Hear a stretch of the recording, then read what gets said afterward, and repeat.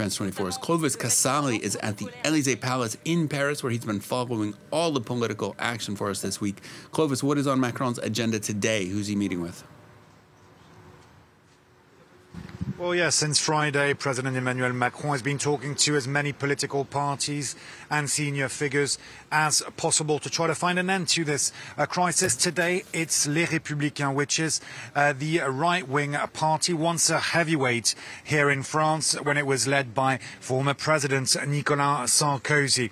Les Républicains, now led by Laurent Wauquiez, have already said they don't want to take part in a coalition government, but they have indicated, they've given signs that they could support a prime minister that wouldn't be from their party, possibly from the left. If it's a former prime minister like Bernard Cazeneuve, it has to be a consensual figure, someone who's not too left-wing, according to them.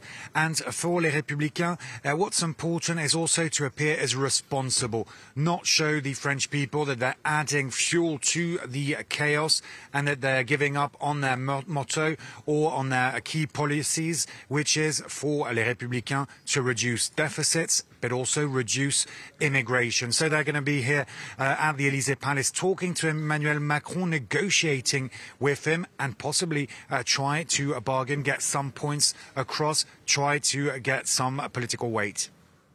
Well, meanwhile, criticism of Macron is mounting. Even the centrist Daily Le Monde blaming the president for the current crisis over his apparent refusal to accept the consequences of electoral defeat. What else are we hearing from political players involved? Yes, and one interview that's been released today is making quite a lot of noise here in France. An interview of former President François Hollande. Of course, he's a socialist, but he says that Emmanuel Macron, who used to work here at the Élysée Palace with President Hollande, truly the man who helped Emmanuel Macron get into politics, well, he says that Emmanuel Macron's decision to call for snap elections was a political mistake, and especially not choosing a prime minister from the left-wing ranks is a constitutional fault as well as a political mistake. To remind our viewers, why is President Emmanuel Macron not refusing to choose a prime minister from the New Popular Front, the left-wing bloc? Well, it's because he says that, yes, they have a majority of seats in parliament, but they don't have an outright majority, and therefore they would not survive a vote of no confidence.